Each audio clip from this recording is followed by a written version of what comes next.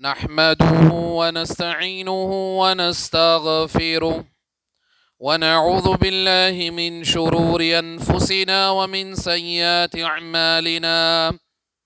من يهده الله فلا مضل له ومن يضلله فلا هادي له.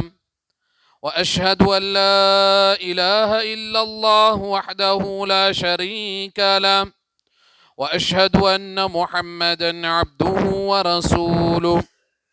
أما بعد فإن خير الحديث كتاب الله وخير الهدي هدي محمد صلى الله عليه وسلم وشر الأمور محدثاتها وكل محدثة بدعة وكل بدعة ضلالة وكل ضلالة في النار. فأعوذ بالله من الشيطان الرجيم. بسم الله الرحمن الرحيم. قال الله تبارك وتعالى في القرآن المجيد والفرقان الحميد: ولا تقتلوا أنفسكم إن الله كان بكم رحيما ومن يفعل ذلك عدوانا وظلما فسوف نصليه نارا. وقال النبي صلى الله عليه وسلم: من قتل نفسا بشيء في الدنيا عذب به يوم القيامة او كما قال علیہ الصلاۃ والسلام. تمام قسم کی تعریفات، حمد و ثنا، کبریائی، بڑائی، بزرگی اللہ رب العالمین کے لیے لائق اور زیبا ہے. بے شمار درود و سلام ہو تمام انبیاء کرام پر، خصوصاً میرے اور آپ کے آخری نبی جناب محمد الرسول اللہ صلی اللہ علیہ وسلم پر. محترم بزرگوں، دوستو، حاضرین جمعہ، آج کا اس خطبہ جمعہ کا موضوع ہے: خودکشی ایک سنگین جرم ہے. یعنی سوسائڈ، آتم ہتیا کرنا یہ مسئلے کا حل نہیں، خود ایک مسئلہ ہے. حاضرین جمعہ، اس دنیا میں ہر ایک انسان کے ساتھ آزمائشیں، پریشانیاں اور مصیبتیں لگی ہوئی ہے. ایک کافر کے ساتھ بھی پریشانی، مصیبتیں ہیں، اور ایک مسلمان کے ساتھ بھی آزمائشیں اور پریشانیاں لگی ہوئی ہیں. ایک اللہ کا فرما بردار بندہ ہے، اس کے ساتھ بھی آزمائشیں ہیں، اور ایک اللہ کا نافرمان بندہ ہے، اس کے ساتھ بھی مصیبتیں، پریشانیاں لگی ہوئی ہیں. ان آزمائشوں میں اللہ تعالی خاص طور پر ایمان والوں کو نکھارتا ہے اپنے ایمان کی قوت کے ذریعے اور اپنی ایمان کی پختگی کے ذریعے. اور جہاں تک بات ہے کافروں کی اور اللہ کے نافرمان لوگوں کی، تو ان کی مصیبت آزمائشیں کا انہیں اجر دنیا میں ہی دیا جاتا ہے، دنیا میں ہی اس کا انہیں بدلہ ملتا ہے. کل قیامت کے دن اس کا بدلہ انہیں نہیں دیا جائے گا. لیکن ایمان والوں کے ساتھ، اہل اسلام جو اپنے آپ کو مسلمان ہونے کا دعویٰ کرتے ہیں، ان کے ساتھ آزمائشیں، پریشانیاں لگی رہتی ہے، اور ہر ایک انسان کے ساتھ یہ مصیبتیں اس کو گھیری ہوئی ہیں. پھر ان مصیبتوں میں صبر کرنے والے، ان آزمائشوں اور پریشانیوں میں صبر و تحمل کرنے والے، برداشت کرنے والے، محض اللہ کے لیے جو لوگ ہیں، اللہ نے ان کے لیے خوشخبری بھی سنائی. وَبَشِّرِ الصَّابِرِينَ الَّذِينَ إِذَا أَصَابَتْهُمْ مُصِيبَةٌ قَالُوا إِنَّا لِلَّهِ وَإِنَّا إِلَيْهِ رَاجِعُونَ. جن لوگوں کو ہم آزماتے ہیں، مال کے ذریعے آزماتے ہیں، خوف کے ذریعے آزماتے ہیں، بھوک کے ذریعے آزماتے ہیں، تجارت کے ذریعے آزماتے ہیں، کھیتوں میں زراعت نہ ہونے کی وجہ سے آزماتے ہیں، زمین بنجر کر کے آزماتے ہیں، ان ساری آزمائشوں میں جو صبر و تحمل کے ساتھ، برداشت کے ساتھ اللہ تعالیٰ پر یقین اور بھروسہ رکھتے ہیں، ایسے لوگوں کے اللہ تعالیٰ خوشخبری سنا رہے ہیں. وَبَشِّرِ الصَّابِرِينَ، ایسے صبر کرنے والوں کو آپ خوشخبری دیجئے. کہ کون ہے وہ خوشخبری دینے کے لائق؟ الَّذِينَ إِذَا أَصَابَتْهُمْ مُصِيبَةٌ، جب ان پر کوئی آزمائش آتی ہے، کوئی پریشانی آتی ہے، کوئی مصیبت آتی ہے، کسی بیماری میں انہیں گھیر لیا جاتا ہے، تو کیا کہتے ہیں؟ قالوا انا للہ و انا الیہ راجعون، ہم تو اللہ ہی کے ہیں اور اللہ ہی کی طرف لوٹ کر جانا ہے، یعنی تقدیر پر ایمان ان کا بھرپور ہوتا ہے۔ تو یہ آزمائشیں سب کے ساتھ دنیا میں لگی ہوئی ہے، چاہے کافر ہو یا مسلمان ہو، اللہ کو ماننے والا ہو یا نہ ماننے والا ہو، مرد ہو یا عورت ہو، بچہ ہو یا بوڑھا ہو، سب کے ساتھ اپنی اپنی پریشانیاں لگی ہوئی رہتی ہیں۔ لیکن ان پریشانیوں اور مصیبتوں کو جو ایمان والے ہیں وہی صبر و تحمل کے ساتھ برداشت کر سکتے ہیں۔ کیوں؟ کیونکہ ایمان ایک ایسی چیز ہے بندے کو یقین دلاتی ہے، ایمان بندے کے یقین کو استقامت برتتا ہے، ایمان بندے کو بھروسہ کرنا سکھاتا ہے۔ جس کے پاس ایمان نہیں وہ یقین کی نعمت سے محروم، جس کے پاس ایمان نہیں وہ بھروسے کی نعمت سے محروم ہے، جس کے پاس ایمان نہیں وہ توکل علی اللہ کے نعمت سے محروم ہے۔ گرچہ نام اس کا مسلمان کا کیوں نہ ہو، اگر ایمان کی دولت اس کے دل میں نہیں ہے تو وہ ان ساری چیزوں سے محروم رہتا ہے۔ لیکن بنسبت ان لوگوں کے جو اللہ کو نہیں مانتے اور اللہ کو مانتے ہیں یقین کے ساتھ، توکل کے ساتھ، بھروسے کے ساتھ، تو وہ ان آزمائشوں اور پریشانیوں سے بھاگتے نہیں، ان کا سامنا کرتے ہیں صبر و تحمل کے ذریعے، برداشت کے ذریعے اور اپنے یقین اور توکل کے ذریعے ان پریشانیوں کا سامنا کرتے ہیں۔ اور ایسے لوگوں کو اللہ تعالیٰ فرماتا ہے وَبَشِّرِ الصَّابِرِينَ، ایسے صبر کرنے والے لوگوں کو خوشخبری سنا دیجئے۔ تو بندے، ہر ایک بندے کے ساتھ آزمائشیں لگی ہوئی ہیں۔ میرے بھائیوں، یہ زندگی جو ہمیں ملی ہے اس کے مالک ہم خود نہیں ہیں۔ ایک چیز یاد رکھیے، ہماری یہ اپنی زندگی کے مالک ہم نہیں ہیں، یہ اللہ کی طرف سے امانت دی گئی ہے، اس امانت کو کما حقہ ہمیں لوٹانا ہے۔ یہ اللہ کی امانت ہے زندگی، ہمارا حق اس پر نہیں ہے۔ تو جب ہماری زندگی کے ہم مالک نہیں تو پھر کیوں ہم اپنی زندگی منمانی گزاریں؟ کہ جس رب نے ہم کو زندگی دی ہے اور وہی ذات اس بات پر قادر ہے کہ لمحے بھر میں یہ زندگی چھین لے اور لمحے بھر میں زندگی عطا کر دے۔ تو اللہ تعالیٰ کی یہ زندگی دی ہوئی ہے، یہ ہمارے پاس امانت ہے، اور یہ بہت بڑی امانت۔ ہم آپس میں امانت داری کا جو معاملہ لین دین میں کرتے ہیں، اس کی فضیلت اور اہمیت اور اس کو نہ کرنے کی وعید اور سزائیں آپ دین اسلام میں، شریعت میں دیکھیں کتنی بڑی ہے۔ آپس میں جو امانت داری کے معاملات، یہ تو امانت داری کا معاملہ خالق کا مخلوق کے ساتھ ہے، تو مخلوق کو اپنی اس امانت لوٹانے میں اور کما حقہ اس امانت کو ادا کرنا ہے تو کتنے فکر مند ہونا چاہیے، اس کے لیے کتنے سنجیدہ ہونا چاہیے۔ تو یہ زندگی کے مالک ہم نہیں ہیں۔ زندگی میں پریشانیاں آئیں، مصیبتیں آئیں تو اللہ کی رحمت سے مایوس نہیں ہونا ہے۔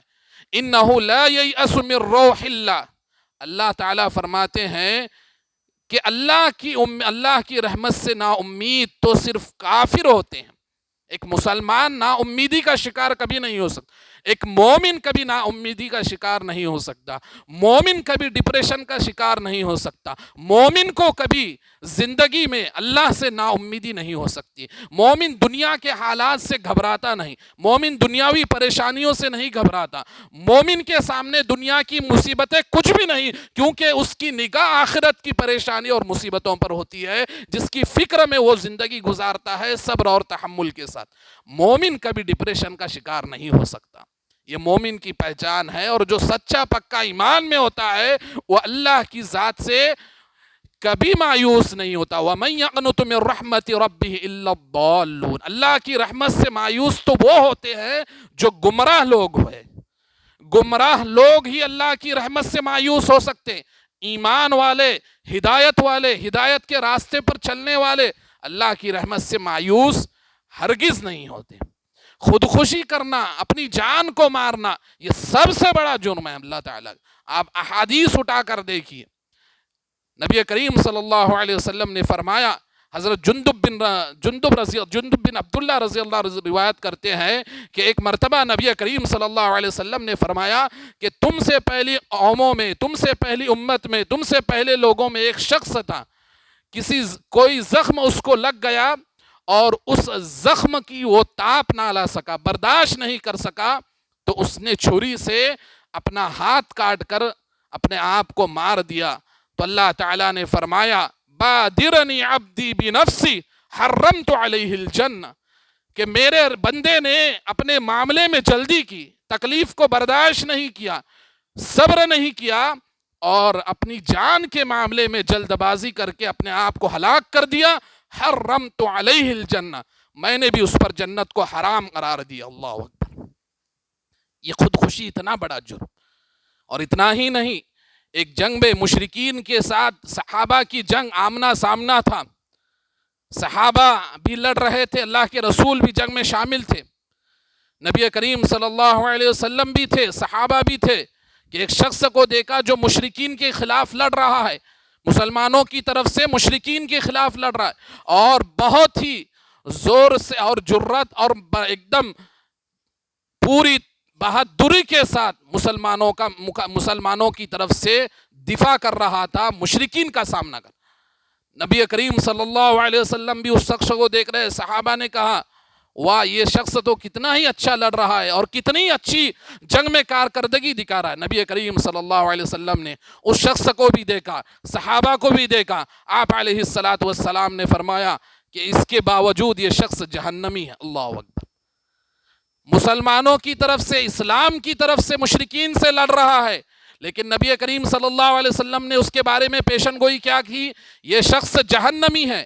ایک صحابی رسول اس میں سے اٹھے اور دیکھے کہ اللہ کے رسول اگر کوئی بات کہے وہ جھوٹی نہیں ہو سکتی، لیکن ایسے شخص کے بارے میں کہے ہیں جو مسلمانوں کا دفاع کر رہا ہے، مسلمانوں کی طرف سے لڑ رہا ہے.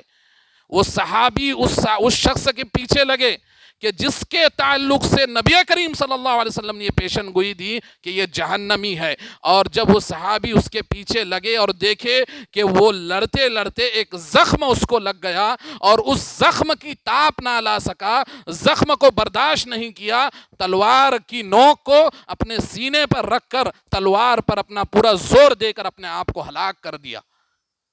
پھر وہ صحابی رسول آئے اللہ کے رسول کے پاس اور کہا انک اشہد انک رسول اللہ، کہ میں گواہی دیتا ہوں کہ یقیناً آپ اللہ کے سچے رسول ہیں. نبی کریم صلی اللہ علیہ وسلم کی پیشن گوئی کو دیکھا. کیوں؟ کیونکہ وہ زخموں کی تاپ نہ لا سکا، نا امید ہو گیا، صبر نہیں کر سکا اور اپنے آپ کو ہلاک کر کے خودکشی کر لی. یہ اتنا بڑا جرم ہے خودکشی کہ بندہ اس کے وجہ سے جہنم میں ہمیشہ ہمیشہ رہتا ہے. احادیث رسول آپ اٹھا کر دیکھیے، نبی کریم صلی اللہ علیہ وسلم نے فرمایا کہ جو شخص اپنے آپ کو پہاڑ سے یا اونچی جگہوں سے گرا کر ہلاک کر دے تو اسی طرح وہ قیامت تک جہنم میں بھی اس کو عذاب دیا جائے گا، اور وہ خالدن مخلدن فیہا، جس میں وہ ہمیشہ ہمیشہ رہیں گا. یا جو شخص زہر پی کر اپنے آپ کو ہلاک کر دے، جیسے آج کل بہت سارے واقعات ہوتے ہیں، تھوڑا ٹینشن، تھوڑی مصیبت، تھوڑی پریشانی، یہ دیکھتے نہیں کہ دنیا ہلاک ہونے والی ہے، دنیا کی پریشانیاں بھی ہلاک ہونے والی ہے، دنیا کی مصیبتیں بھی فنا ہونے والی ہے. اور ایک چیز یاد رکھیے، یہ دنیا جو ساری فنا ہونے والی ہے، دنیا کی کامیابی بھی فنا، دنیا کی ناکامیابی بھی فنا ہے، لیکن آخرت کی ناکامی بھی ہمیشہ ہے اور آخرت کی کامیابی بھی ہمیشہ ہے. یہ بندہ اگر سوچے سمجھے تو اللہ کی رحمت سے کبھی مایوس نہیں ہو. تو آپ علیہ الصلاۃ والسلام نے فرمایا کہ جو شخص دنیا میں اپنے آپ کو زہر دے کر مارتا ہے، کل قیامت کے دن اسے جہنم میں اسی طرح عذاب دیا جائے گا، خالدن مخلدن فیہا. اللہ کے رسول نے یہاں بھی یہ فرمایا جس میں وہ ہمیشہ ہمیشہ رہیں گا. اور نبی کریم صلی اللہ علیہ وسلم نے فرمایا الذی یخنق نفسہ یخنقها فی النار، کہ جو شخص اپنے آپ کو گلا گھونٹ کر دنیا میں مارتا ہے، جہنم میں بھی اسی طرح اس کو عذاب دیا جائے گا. والذی یطعنها فی النار، اور جو شخص کسی چیز کے ذریعے اپنے آپ کو نشانہ بناتا ہے، کسی آلے کے ذریعے، کسی زہر کے ذریعے یا کسی ایسی چیز کے ذریعے کہ اس کی جان ہلاک ہو جائے اور اس چیز کا استعمال کر کر اپنی خودکشی کر لیتا ہے تو جہنم میں بھی وہ ایسے ہی عمل کرتے رہیں گا۔ اور نبی کریم صلی اللہ علیہ وسلم نے تو صاف الفاظ میں فرمایا من قتل نفسہ بشیء فی الدنیا عذب بہ یوم القیامہ، کہ جو بندہ، جو بھی شخص اپنے آپ کو دنیا میں جس چیز کے ذریعے بھی ہلاک کرتا ہے، قتل کرتا ہے، کل قیامت کے دن بھی اسی چیز کا عذاب اس کو جہنم میں دیا جائے گا۔ یہ زندگی بہت بڑی قیمتی ہے، آزمائشیں آنا ہے، مصیبتیں تو لگی ہے، پریشانیاں سب کے ساتھ لگی، لیکن ایک مسلمان کی مصیبتیں، ایک مسلمان ایمان والے کی پریشانیاں، اس پر صبر کرنا، اس پر ڈٹے رہنا اللہ تعالیٰ کے ہاں یہ درجات کو بڑھانے کی چیز ہے۔ نبی کریم صلی اللہ علیہ وسلم نے تو فرمایا ایک مومن کے پیر میں کانٹا بھی چبھتا ہے، اس کانٹے کی چبھن کی وجہ سے اس کا ایک گناہ معاف کیا جاتا ہے اور ایک درجہ بڑھا دیا جاتا ہے۔ یہ چھوٹی سی مصیبت، چھوٹی سی پریشانیاں انسان ہاتھ دھو بیٹھتا ہے جان۔ یہ زندگی بہت قیمتی ہے، یہ زندگی بہت قیمتی ہے، امانت ہے، اس امانت کو ادا کرنا ہے تو اللہ کے احکام کے ذریعے ادا کرو۔ پریشانیاں، مصیبتیں دنیا میں سب کے ساتھ ہے، صرف ہمارے ساتھ نہیں، صرف مسلمان کے ساتھ، ہر ایک کے ساتھ ہے، لیکن ذرا سوچو اسلام کی یہ جو نعمت ملی، اسلام کی یہ جو نعمت دولت ملی ہے، اس دولت اور اس نعمت کی وجہ سے وہ پریشانیاں، مصیبتیں ہمارے کل قیامت کے دن درجات کو بڑھائیں گی اور گناہوں کو کم کریں گی۔ یہ بندہ کیوں نہیں سوچتا؟ آج دیکھیے، پہلے تو کبھی کبھی سننے میں آتا تھا کہ کوئی مسلمان خودکشی کرے، اور آج دیکھیے مسلمان پڑھے لکھے لوگ سوسائڈ کر رہے ہیں، خودکشی کر رہے ہیں۔ کیوں؟ اللہ پر ایمان نہیں، ایمان میں مضبوطی نہیں۔ پریشانیاں سب کے ساتھ لگی ہے، یہ مت دیکھیے آپ، ان پریشانیوں میں ڈٹیے، ڈٹے رہنا ہے تو استقامت کے ساتھ دین پر عمل کرنا ہوگا۔ پریشانیوں پر سامنا کرنا ہے، مصیبتوں کا سامنا کرنا ہے تو ہمارا ایمان تقدیر پر مکمل طور پر ہونا چاہیے۔ یہ ایمان کے ارکان میں سے ہے کہ بندہ اچھی اور بری تقدیر پر ایمان لائے کہ میرے ساتھ برا ہوا تو یہ میری تقدیر میں لکھا ہوا تھا، یہ میرے نصیب میں لکھا ہوا تھا، اللہ نے جو چاہا وہ ہوا ہے اور اللہ آگے چاہے تو اچھا بھی کریں گا اور اچھا ہوگا۔ یہ بندے کا ایمان ہونا چاہیے۔ اللہ نے میرے ساتھ اچھا کیا تو میرے نصیب میں، میرے تقدیر میں تھا یہ اچھا۔ آج مسلمانوں کا تقدیر پر ایمان نہیں ہے، جبکہ یہ ایمان کے 6 ارکان میں سے ایک رکن ہے، سب سے بڑا رکن۔ اگر آپ کے پاس ایمان کے 5 ارکان ہوں اور اس رکن پر، تقدیر پر ایمان لانے کے رکن پر آپ کا ایمان نہیں تو آپ نامکمل، آپ مومن نہیں ہیں، مکمل مسلمان آپ نہیں ہیں، مکمل مومن آپ نہیں ہیں۔ کامل ایمان والا شخص کب ہوتا ہے؟ جو ایمان کے 6 ارکان پر ایمان بھی لائے اور خاص طور پر اس میں تقدیر پر ایمان لائے۔ آج دیکھیے میرے بھائیوں، اس دنیا میں اتنے سارے مذاہب ہیں، اتنے سارے دھرم ہیں، لیکن کہیں آپ کو تقدیر کا مسئلہ نہیں ملے گا۔ نصیب کا، تقدیر پر کیسے ایمان لایا جائے، تقدیر کو کیسے سمجھا جائے، تقدیر کیا ہے، یہ کوئی مذہب میں نہیں سوائے دین اسلام کے۔ دین اسلام بتاتا ہے کہ ہماری تقدیر ہماری پیدائش سے 50,000 سال پہلے لکھی گئی ہے۔ انسان دنیا میں ابھی آیا ہی نہیں، حضرت آدم اور حوا علیہ السلام کی تخلیق ہی نہیں، ان کی تخلیق سے 50,000 سال پہلے تمام قیامت تک آنے والے انسانوں کی تقدیر لکھی جا چکی ہے۔ یہ بندے کا ایمان تقدیر پر ہوگا تو یہ مصیبتیں، پریشانیاں اسے کوئی بھاری چیز نہیں لگیں گی کہ میری تقدیر میں تھا، یہ ہو گیا۔ اور میرے بھائیوں، آج کل جو دیکھا جا رہا ہے، ماحول جو بن رہا ہے، مصیبتوں اور پریشانیوں کے جو واقعات آ رہے ہیں، جو خودکشی کے واقعات ہیں، ان میں ایک کامن چیز یہ آ رہی ہے کہ انسان کہ ایک بندہ غیروں کی بات تو نہ کرے، ان کے پاس تقدیر کا بھی نہیں، ایمان کا، توحید بھی نہیں۔ جو آج مسلمانوں میں خودکشی کے جو کارکردگیاں اور کاروائیاں ہو رہی ہے، اس کی وجہ کیا ہے؟ بندہ جب شادی کرتا ہے تو شادی کے جھمیلے میں عورت کے ٹینشن کو لے لیتا ہے، بیوی کے ٹینشن کو اہم سمجھتا ہے۔ آپ یہ بتائیں، ایسا نہیں کہ اسلام میں بیویوں کے حقوق نہیں ہیں، بیوی کے حقوق بھی اللہ تعالیٰ نے رکھے ہیں، لیکن بندہ کمپرومائز نہیں کر پا سکتا۔ کمپرومائز کیسے کرنا ہے؟ ماں باپ کے حقوق میں، بیوی کے حقوق میں کس کو درجہ دیا جائے؟ ایک عقل مند کو پوچھا جائے جو تھوڑا بہت بھی دین جانتا ہے تو وہ کیا کہیں گا کہ ماں باپ کے حقوق کو درجہ دیا جائے، ترجیح دی جائے. یہ کمپرومائز ہے، یہ نہیں کرتا بندہ. کیوں؟ کیونکہ شریعت کے اصول نہیں پتا. شریعت کیا کہتی ہے آپ دیکھیے، سوچئے اور بتائیے اپنے دوست و احباب کو. اگر آپ اپنے ماں باپ کے 99% حق ادا کر لیے اور 1% بھی حق ادا نہیں کیے تو کل قیامت کے دن آپ سے اللہ تعالیٰ اس 1% اور 1% کے بارے میں ضرور سوال کریں گا. یہ نہیں دیکھیں گا کہ اس نے 99% حق ادا کی، یہ ماں باپ کا حق ہے. لیکن بیوی کا حقوق کیا ہے؟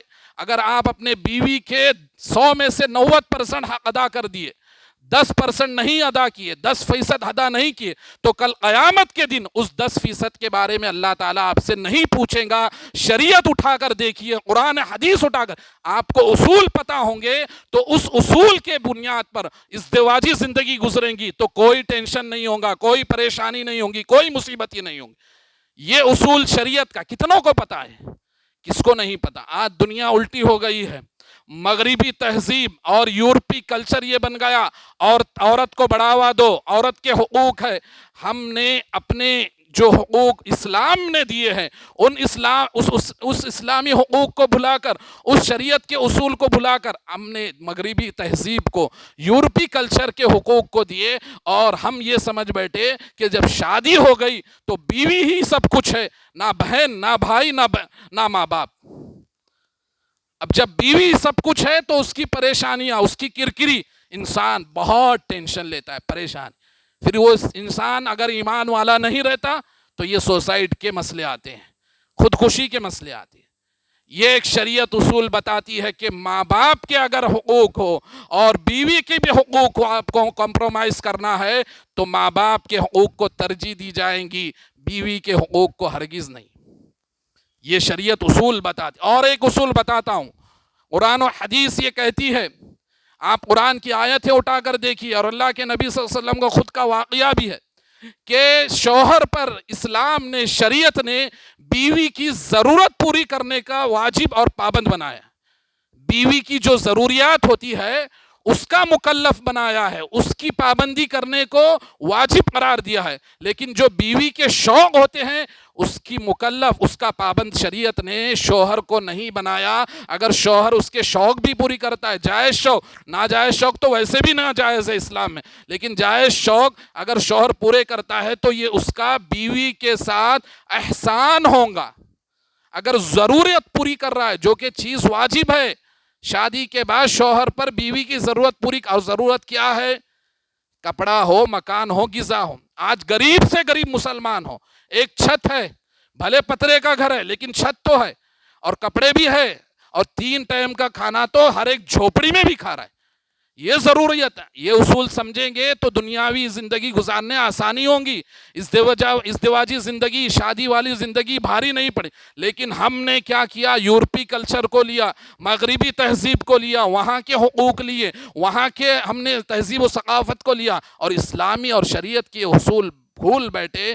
پریشانی آتی ہے، مصیبتیں آتی ہے، شریعت کے اصول پتہ نہیں ہوتے ہیں، انسان اس میں صبر نہیں کر پاتا اور اپنے آپ کو انجیکشن دے کر زہر کی، اپنے آپ کو چاقو سے یا اپنے آپ کو زہر پی کر اپنی جان کو ہلاک کر دیتا. یہ دنیا، یہ زندگی بہت قیمتی ہے. اگر آپ اپنی زندگی سے ہاتھ دھو بیٹھے تو کل قیامت کے دن، کیونکہ یہ خودکشی کوئی مسئلہ کے حل نہیں، یہ خود مسئلہ ہے. اور یہ مسئلہ کب بنے گا؟ آپ کی موت کے بعد. ہمیشہ کی جو جہنم ملیں گی، اس چیز کو انسان سوچے سمجھے اور اپنے سامنے رکھے یہ قدم اٹھانے سے پہلے. اسی لیے اللہ نے فرمایا وَلَا تَقْتُلُوا أَنفُسَكُمْ، تم اپنے آپ کو قتل مت کرو، ان اللہ کان بکم رحیما، اللہ تو تم پر بہت رحم کرنے والا ہے، بہت مہربان ہے. ومن يفعل ذلك عدوانا وظلما، اور جو شخص زیادتی کرے اور ظلم کرے اپنے آپ پر، فسوف نصلیہ جہنم، تو ہم اس کو جہنم میں ڈال دیں گے.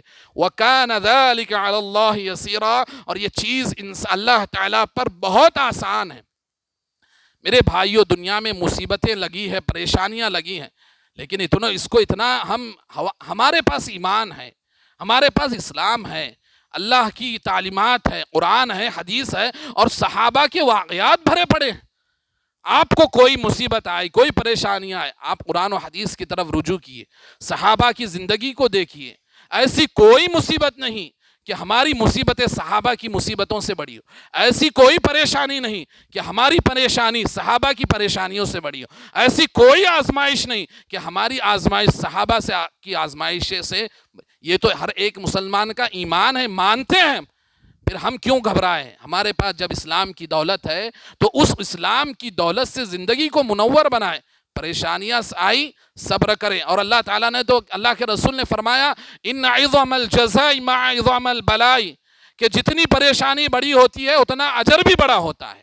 وَإِنَّ اللَّهَ تَعَالَى إِذَا أَحَبَّ قَوْمًا ابْتَلَاهُمْ، کہ اللہ تعالیٰ جب کسی قوم سے، کسی لوگوں سے محبت کرنے لگتا ہے تو ان کو آزماتا ہے، ان کو آزمائشوں کی بھٹی میں بھگاتا ہے، آزمائشوں کی بھٹی میں نکار کر ایمان میں پختگی ڈالتا ہے۔ ان اللہ حب اذا قوم ابتلاہم، جب اللہ کسی قوم سے محبت کرتا ہے تو آزمائش آنا، اور جس کی جتنی بڑی آزمائش، اس کو کل قیامت کے دن اتنا ہی بڑا درجہ، اتنا ہی بڑا جزا، اتنا ہی اجر و ثواب دیا جائے گا۔